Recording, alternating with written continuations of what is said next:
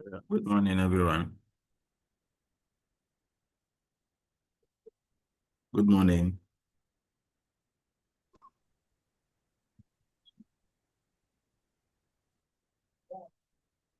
Hello. Hi. Uh, Hope you are fine. Yes, you. Oh, thank God. Okay, so we without wasting much time, we are going to begin the class. Even though the attendance is not that encouraging, but we will still continue and have the class. Okay, so in our last lecture, we spoke about socialization and the humanizing process, where we spoke about the issues of nature and nurture debate. And just we understood that nature is important just as nurture too is also important because nature provides the basis or the fundamentals for socialization to also take place. Besides, if there is no biological traits, if there is no human being in the first place, what would be the essence of socialization? So we can't talk about nature without mentioning nature. And nature in itself is not complete. And we had Jack and Oscar, and we spoke about Isabella, and you will see, or we saw how nature alone is not enough so far as human development is concerned. All right, so today we are coming to talk about issues of sex, gender, and gender inequality in the society. And uh, by the end of this lecture, we should be able to distinguish between sex, gender, and gender roles, explain the concept of sexism, sexual division of labor, and patriarchy. And we are also supposed to know what is meant by gender inequality and stratification, and also identify gender issues in the Ghanaian society. So, as we are going through the lecture, you yourself, you should be able to look at your world around you, the Ghanaian society. Do you see any gender inequality issues in the society? And reflect on how the mainstream gender in different facets of or different on how to mainstream gender in different facets of society. So how in our policy development, in our policy implementation, and even the planning of those policies, how should we be able to include the needs of both male and female in it in order to prevent inequality? That is what we are talking. That is what we meant by gender mainstreaming. Right. So this is the main objectives of this particular lecture. So gender is really, really important. And the reason why I decided to talk about the issue of nature and nurture is because you can see that as reflecting in the issues of gender and sex. And you would see that sex is biologically given, is natural. It is assigned to you by birth. That one is ascribed to you. So sex is an ascribed status that you don't decide, you the individual, you don't decide whether you should be born a boy or a girl. You just happen to be a boy or a girl. So it's just your mother's chromosomes, X and Y. When they fuse together, then you are going to have a boy or a girl or whatever that comes in. You understand? So you don't decide the sex that you are given. And that is what makes it natural. So in this particular sense, is the nature. And when we are talking about the gender is the social explanation, the social meaning that we give to the various sexes. And based on the gender, that is what brings about the gender roles. You understand? So, first of all, there is society's understanding and conception of what is male and female is what we call gender. You understand? And the sex, right, refers to the biological differences between males and females. So these differences are seen in the biological features that are present from birth, such as reproductive, hormonal, and psychophysiological characteristics. You see that especially the issues of menstrual cycle and all that. With that, you can see that they are assigned to us by birth. Is not sociologically given. To come what may, every month you're supposed to see your period, and you shouldn't, you are not supposed to be expecting a boy to be seeing his period, because we also have our own natural and physiological characteristics that has been assigned to us by birth, and that is what we call the sex of a person. Right. So the sex of the person determines those hormones. So sorry, my network is um boring, but so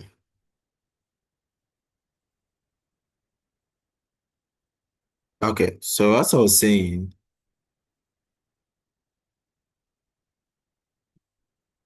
well,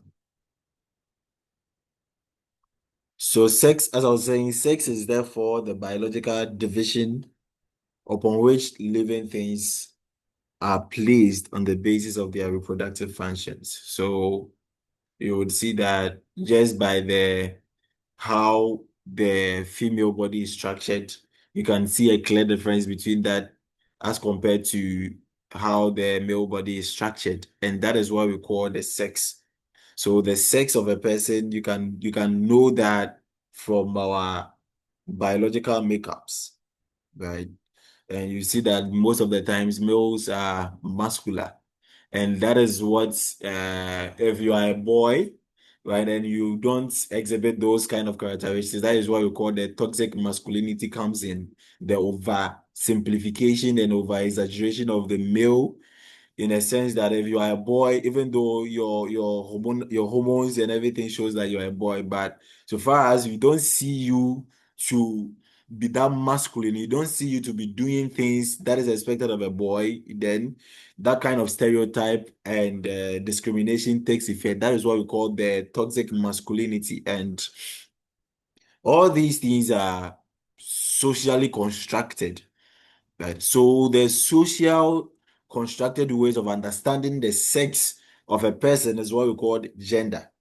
Right. So sex is a biological division and gender is a social division. Now, let me try and see whether I'll be able to link this into religion. So you see that the other time I was explaining to you that religion in that particular is what is there, is the natural thing, is what is there, but or let's say God, let me put it that way, God is what is there, right? That is the object right now, and our understanding how we relate with God is what we call the religion. In the same vein, the sex is the object in itself, and the society's understanding of what the sex is what we call the gender. So how we relate with each other, the what we ascribe to what is male and what is female, it is what we call the gender. So when you're talking about sex, you are talking about male and female. But when you're talking about gender, you are talking about feminine and you are talking about masculine. So that distinction. You understand? So gender, however, involves social and cultural distinction between males and females on the basis of cultural expectations. So it is the social, cultural, and psychological patterning of differences between male and female. So it's social and cultural at the same time. Cultural at the same time is in a sense that what is considered as male in one particular culture may be different from another culture. So gender issues are sort of different. For instance, when you go to France, is males are basically considered to be the ones that should be in the kitchen. But when you come to Ghana, it's females. So you would see that based on that conception, our socialization process is structured towards that direction. That you see that right from infancy, ladies even when they are playing, they are given cooking utensils and other stuff just to socialize them towards that particular path. And also males, you see that they are given toy guns, they are given football, because society knows that boys, you are supposed to play football. You understand? And that is how the socialization takes place. So based on the conception, and to me, I believe that society is built, first of all, from our mindsets. And that is the reason why if you want to change the society, then the people in the society must change the way they think. You understand? The people in the society must change the way they think, because what is considered social, how we relate with one another, it first of all begins from how we perceive things. Our perceptions of the things around us shape the way we go about as a society. And so to me, gender in itself is a social construct, and it's also a psychological patterning, right, of differences between male and female. So the differences are often learned behavior, and therefore they are changeable and not fixed. So what was considered as female in like about 10 years ago may not be necessarily the same as what is considered as female today. You would see that now, gone were the days that we only ascribed the role of nurses to only females. But now you can see that there are some males who are also in the nurse profession as well. So you will see that what is considered as male and 10 years ago may not be necessarily, but also see that sex is something that is static, whether 10 years ago or 100 years ago or 6,000 years ago. You would see that sex is the same, male and female is what is there. But how we relate, how we see, how the social understanding and expectations of male and female is what changes from time to time. So now you've seen people are saying that they are trans, some are saying that they are bisexual and all that and what have you. Those are socially constructed ways of relating with our sexes. So the sexes or the sex is constant, the object, is objective. But how we relate with the various sexes is what we call the gender in itself. Right. So that is a clear distinction between gender. So while sex is biological, gender is socially constructed. In other words, sex is viewed as ascribed status and gender is an achieved status. Hence, while sex is biological, gender is sociocultural. That is it. Uh, So the main difference is, so sex, you see male and female. Gender, you are talking about femininity and then masculinity, feminine and masculine. And sex is natural and factual. Factual in a sense that it is what it is. You can't do anything about it. It's natural, it's assigned to you by birth. And sociocultural construct, that is for gender and perception. So it's our ideology.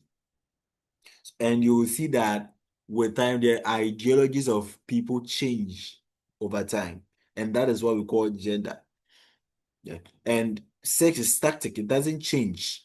And gender is dynamic. Sex is universal. From one society to the other, the whole world, you see male and female, and gender is contextual, so it's dependent on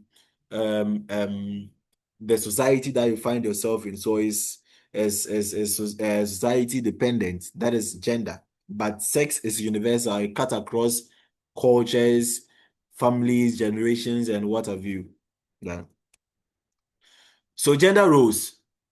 Now, I said that gender is the sociological explanation that we give to what is male and what is female. Now, gender roles is the social expectation or attitude and behaviors that we expect from both males and females. So they are the culturally approved roles that each sex is supposed to perform and are learned and not biologically determined. So these include the rights and responsibilities that are required of each sex in a given society.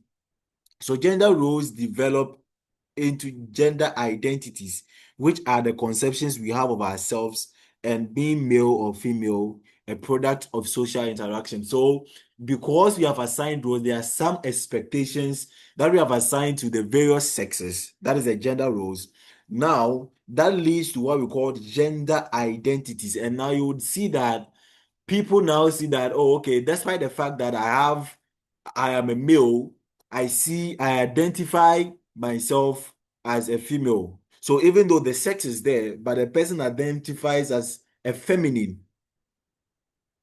You understand? The person identifies as a feminine, even though the sex that is female is there. So in this particular regard, the sex in itself does not necessarily determine the gender roles, but you will see that with sex, that is male and female, you will see that in the olden days, in the traditional society, so far as your sex is male, then you are assigned a gender role of masculine.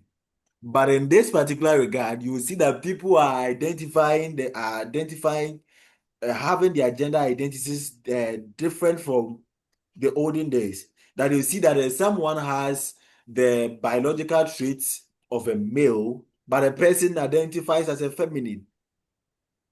And those are the people that we call those are the homosexuals and all that. So that is gender identity. So how we see ourselves as a male or a female is what we call the gender identities. Is there any question up to this point? Any question?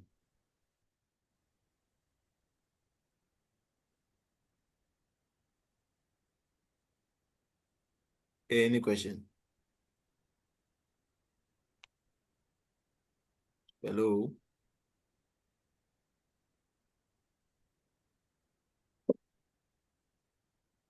Yeah, Priscilla, do you have any question? Abigail, Adeline, Aisha, Deborah, any question? Okay, Zoom user. Hello. Yeah. Please, does it mean that as at now that we have the LGBTQ and other things, meaning people that they identify themselves, males that they identify themselves as females, and then the females that they identify themselves as males, is it can we say it is gender change or something? Because I don't understand. Okay, okay. Can we say it's gender change? You see, I was telling you that gender in itself is a social construct. But before that, that was a very good question. Right. I was telling you that gender in itself is a social construct. It's our conception, it's our perception, it's the expectation of us as males and females. So it's a social construct that is different from the sex in itself. You understand? So with the gender roles, you see, as a male, right? If you are considered as a male, you are expected to wear clothes that are masculine. But here is a situation where somebody will tell you that these are just social construct. Me, I feel like where even though my sex says that I'm a male, but I feel like I feel like I should wear things that are pertaining to female. And so in the eyes of the society, this person has dressed like a female, but the actual sex of the person is a male.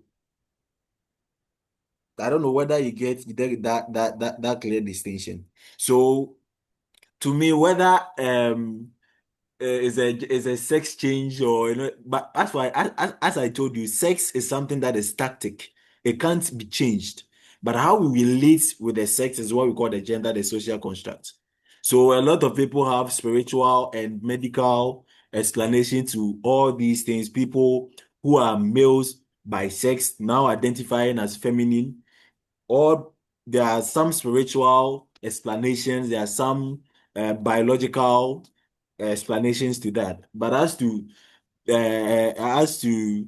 me saying directly that this is the reason why, I can't tell.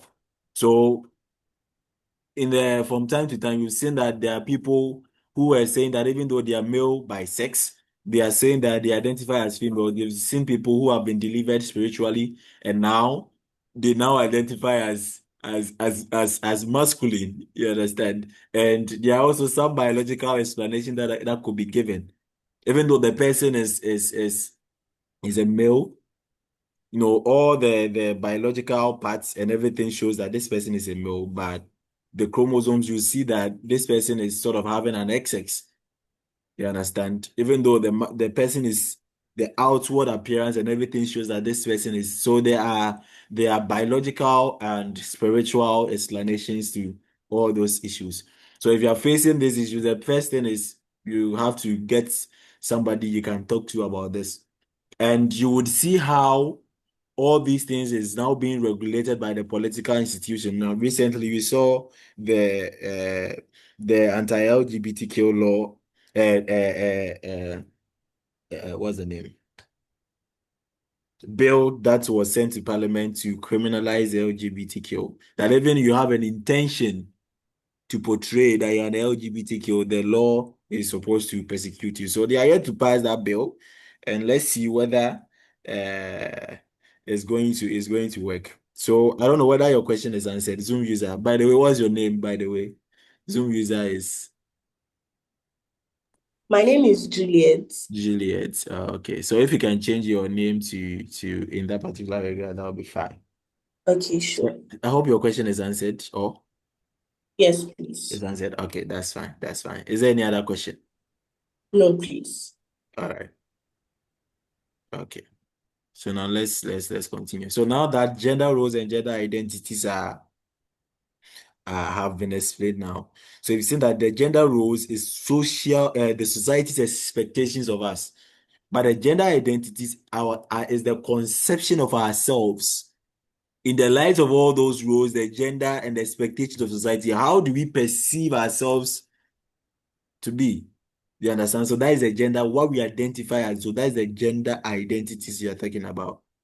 So you see that the person's sex is male, but the person who identify as female. You understand? So that is a gender identities we are talking about here. Yeah.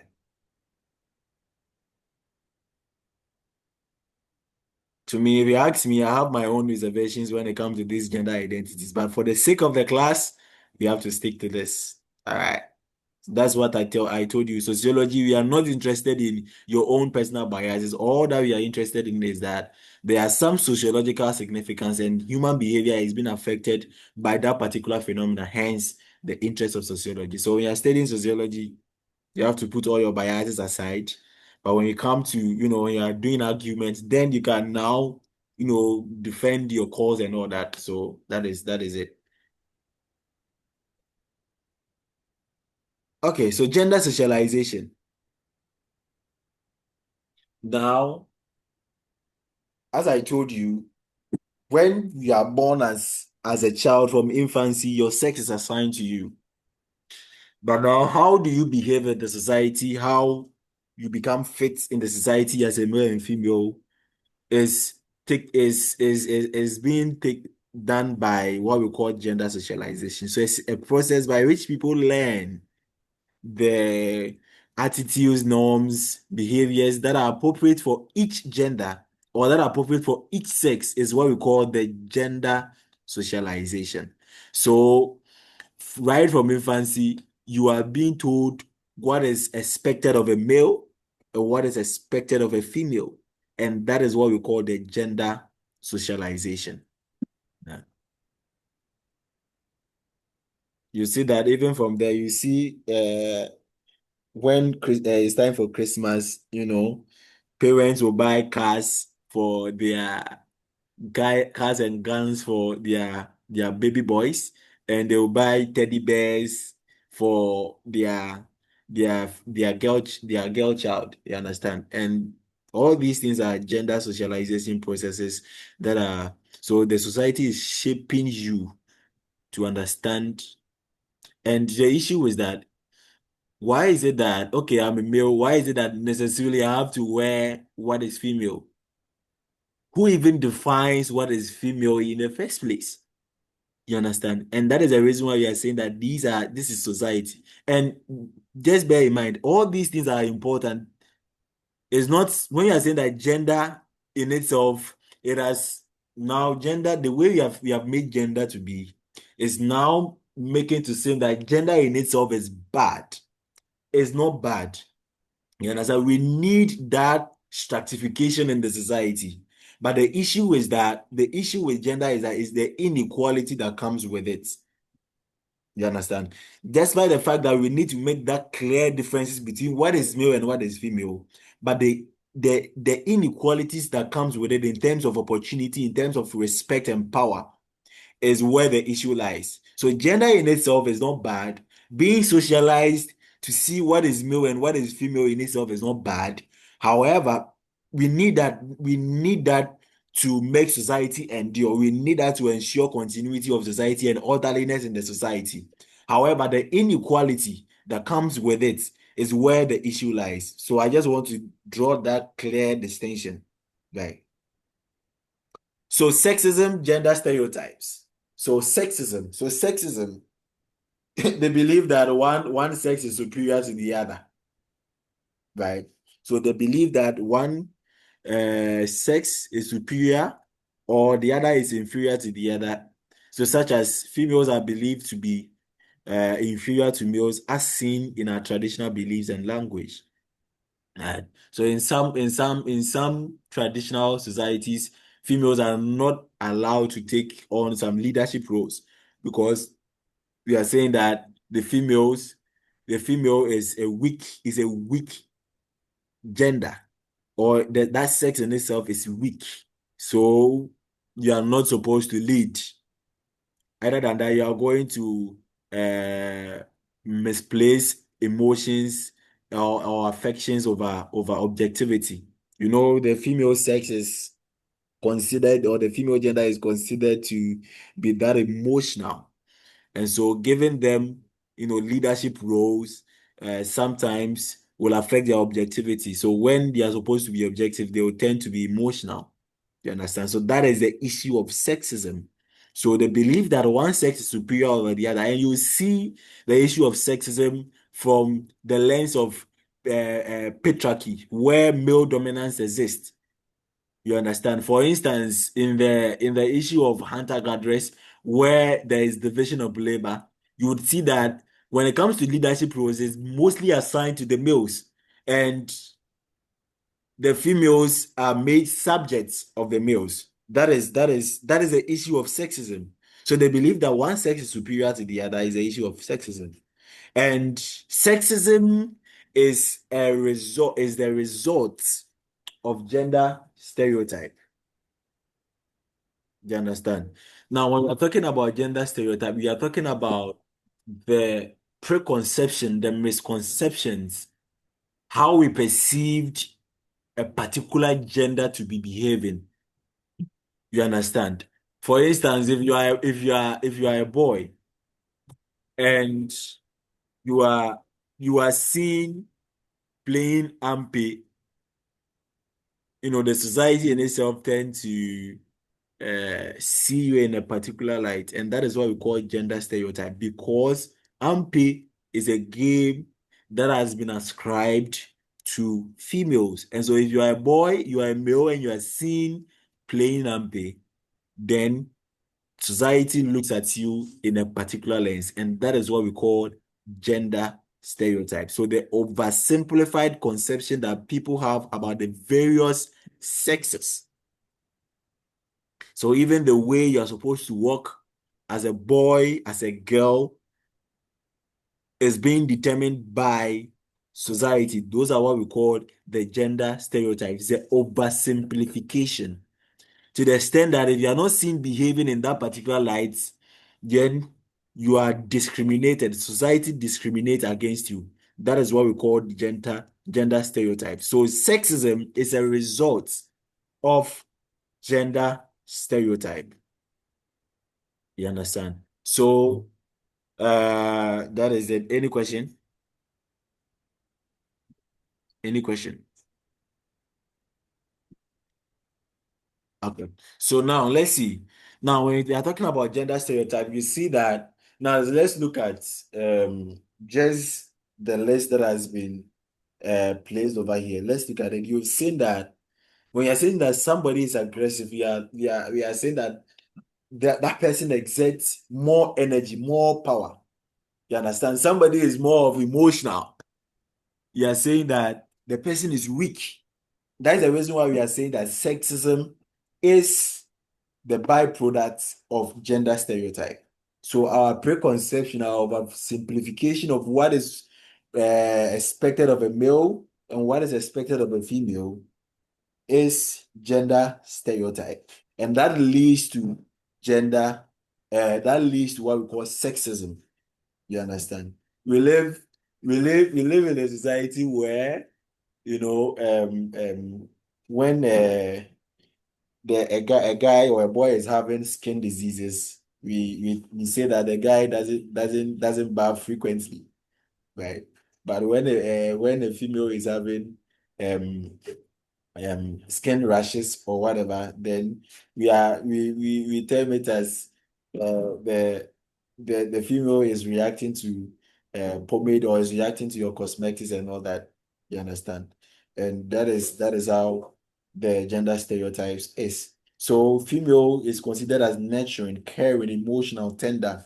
The dressing that we wear, how we walk, and the makeups that we put up. If you're a boy and you go and put on makeup and you'll be walking around, you see the way people are going to throw you. And those are gender stereotypes. You understand? Somebody will say that, oh, there's nothing wrong with me putting on makeups as a boy. You understand? There's nothing wrong with me putting on makeup as a boy. And as soon as you put on the makeup as a boy, mm, there's an issue because you have strayed from the socially constructed ways of behaving as a boy. And as that, you are being discriminated. So that is what we call the gender stereotypes. So sexual division of labor. Now, this thing, you mostly see it, it was mostly rampant in simple societies where division of labor is mostly sex-based. So, for instance, the hunter-gatherers, division of labor is on sexes, where the males will go out to go and hunt, and the females will be the ones that will be moving about, gathering, the food proceeds and whatever. So that is the sexual division of labor. So, what you are supposed to do as a boy or as a man or as a woman is dependent on your sex. And sexism is perpetrated by a system of patriarchy. I've mentioned that. And patriarchal structure also leads to sexual division of labor. Right. So where tax duties and responsibilities are assigned to individuals on the basis of their sex and not on the basis of their abilities or merits. You understand? So just based on your sex, we say that you are supposed to do this, not based on your capabilities. And that is what we called the sexual division of labor. Gender inequality and stratification. So gender inequality refers to the unequal treatment and opportunities, the unequal treatment and opportunities between men based on gender. So it leads to differences in access to resources such as property, power, and social statuses. So this inequality is sustained through societal attitudes and practices that place women in subordinate positions. So these beliefs are largely learned through the process of socialization, where individuals adapt the norms and values of their society. So the issue of gender inequality has actually been the talk of the day, that almost any policy implementation is being engineered towards eliminating gender inequality in the society. Like how the the society in itself treats males differently in terms of opportunity. You see, when we are talking about gender inequality, we are not necessarily talking about the fact that there are certain roles that has been assigned to males and females and what have you. But we are talking about in terms of opportunities, right? In terms of how we see what is male and what is female. Do we see some as inferior to the others? Do we give more opportunity and better opportunity to one sex over the other? And that is what we call the gender inequality. Not necessarily the stratification in itself. As I told you, the categorization in itself is needed is needed in our society. But in terms of the opportunity that it presents to us, that is where the issue lies. You understand? Well, come what may, it doesn't matter whether it rains or shine. Males can never be considered or can never be the same as females. And females will never ever be the same as males. You can even see that from our biological build-ups, from the way our physics is structured. There is no way we can be the same. But the real issue here is that how society treats us in respect of the opportunities that are presented to us is where the issue is. So the fact that my biological makeup makes me a man, makes me a male, doesn't mean that I shouldn't be given certain opportunities when it comes to work, or doesn't mean that I should be treated fairly over a woman. You understand? And that is the issue of gender inequality we are talking about here, where opportunities have been presented to one gender or to one sex over the other. That is what we are talking about, gender inequality. You understand? And so we can identify gender inequality in many areas. Number one, in the home where women are dependent on men and thereby powerless and abused. At the workplace, where women are discriminated in the areas of promotion and reward. In education, where women are not educated as much as men.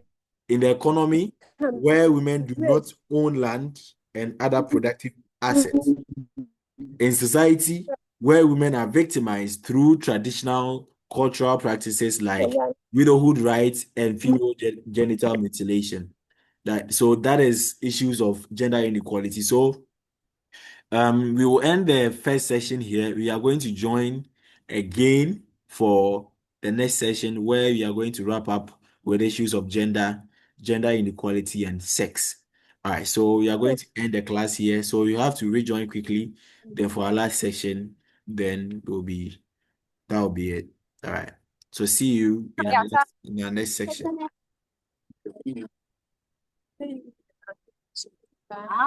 Okay. Like after every 45 minutes, 9.